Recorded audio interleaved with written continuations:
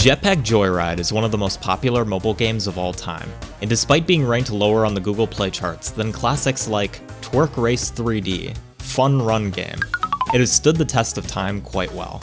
But like many mobile games, the limiting factor in getting a higher and higher score is how quick your reaction time is. So I realized that this would be the perfect game to automate with image recognition, where reaction time isn't as much of a problem. And so I did just that.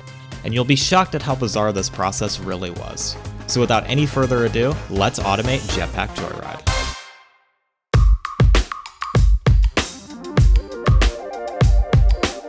To kick off this video, I want to explain one of the major difficulties with making a project like this. As I alluded to in the intro, image recognition is generally faster than human reaction time, but this isn't always the case. This is because some programs like the one we're going to create have a lot of different elements that slow everything down. To illustrate this, let's run through a plan for how this program will function. The program starts off by taking a screenshot of the game. This happens for every frame that we want to process, and it can be extremely slow, especially for a large area. We then take this screenshot and search for all of the objects that need to be located using reference images, and there's quite a lot of them in this game. This location data is then transformed and interpolated into a useful form that is then used to determine how to fly in order to avoid obstacles. Each one of these steps can take dozens of milliseconds, which doesn't sound like a lot at first, but it can make a huge difference once the game speeds up. I learned this the hard way because I've tried this project in the past and got stuck trying to get even the most basic parts working quickly enough. So I wrote it off as impossible at the time. Until I got an idea. The version of Jetpack Joyride I've been using this whole time is the Google Play version, which only allows me to shrink the window size so far. Why is this important? Well, if we can make the window size smaller and thus the screenshot smaller, we can drastically improve the performance of our program, since we won't have to process nearly as much data. And luckily enough, there's an extremely obscure version of Jetpack Joyride that works perfectly for this situation. And that's the one found on the PSP. What? Why this version specifically? Well, the PSP has a native resolution of 480 by 272, which is 82% smaller than the smallest size I could get before, which is huge for performance. And this version isn't littered with ads and microtransactions at every level, like the Google Play version is. So now that we've selected a version of Jetpack Joyride to use, and have a general plan for what needs to be done, we can finally start implementing this project.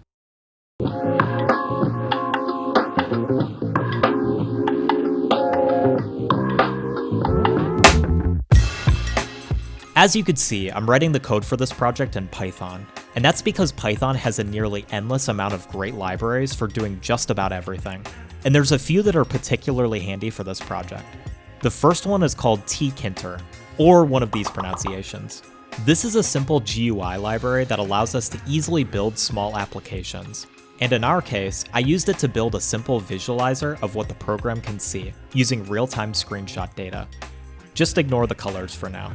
The next important library for this project is called CV2, and this is really the star of the show. This is the Python version of the OpenCV library, which is famous for having a whole ton of highly efficient image processing and machine learning algorithms, and we're going to use it for our image recognition purposes. Now, since Jetpack Joyride is 2D and doesn't have very complex animations, we only need to use one image recognition technique to find everything we need to play this game. And that technique is called template matching. As the name implies, template matching involves taking a reference image known as a template and sliding it across the image we want to search, and marking the sections that look similar. Implementing this manually would be fairly difficult, but luckily OpenCV streamlines this process so that the only thing we really need to worry about is determining at what threshold we should count a section as a match, which is what this code handles. To test it out, I took a small section of Barry's face and used it as a template to determine where he's located. This location is then used to update a physical object that's represented using a rectangle, and it works remarkably well. So well, in fact, that it even works when Barry is inside some of the vehicles. By the way, if you're wondering why the visualizer is showing black and white screenshots instead of color ones, this is yet another optimization technique to reduce the amount of data we need to process. Although I will shortly change the visualizer data back to color, but the image recognition code will still use the black and white data. Now that we know where Barry is located, the next thing I decided to tackle was writing the controller. This is the script that will handle when to turn on and off the jetpack. And it does this by moving Barry towards a specific target height that will be based on what obstacles need to be avoided. But for now, the priority was getting it to maintain the target height accurately. And this involved creating an entire physics model with physics constants that I had to manually derive to handle swings caused by inertia. Surprisingly, or not so surprisingly, this turned out to be the most difficult part of the project by far, and most time intensive. I struggled for well over a week just trying to get this one part perfect, and I implemented so many different methods to try and handle the flying. But there's just some inconsistency with running it in real time that make it difficult to do. Despite this, I managed to tweak everything enough to where it isn't as much of a problem anymore. But it's far from perfect. Since we can now control Barry, it's time to start dealing with the most important part of this project, and that's the obstacles.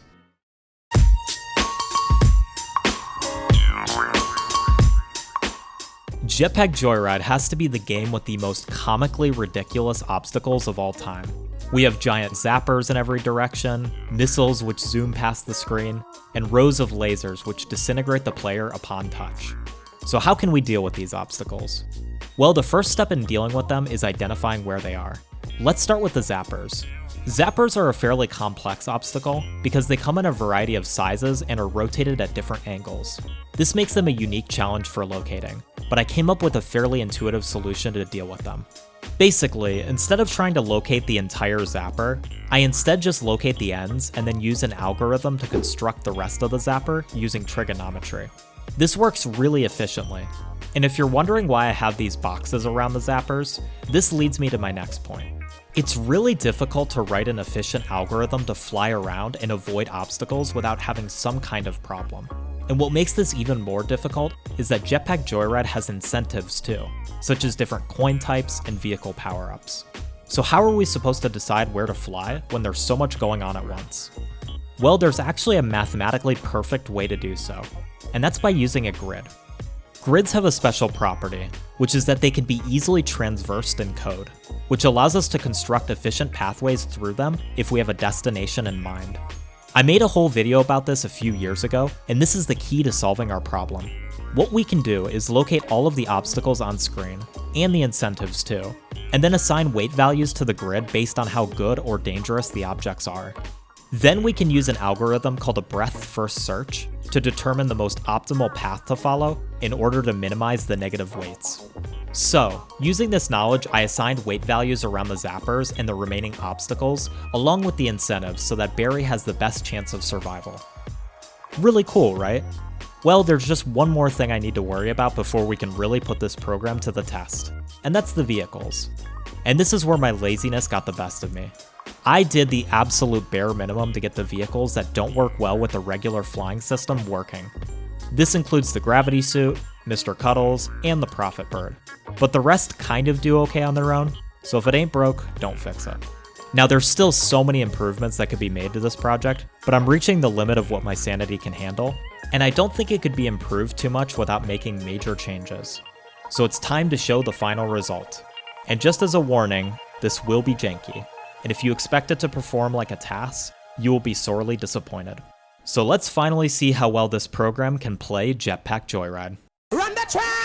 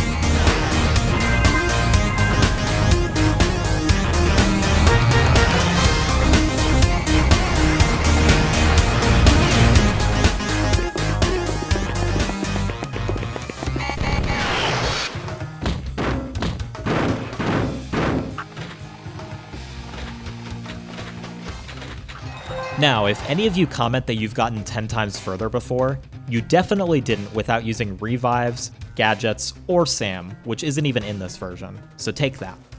All jokes aside, I really hope you guys enjoyed this video, and if you have any recommendations on what I should do next, just let me know in the comments down below.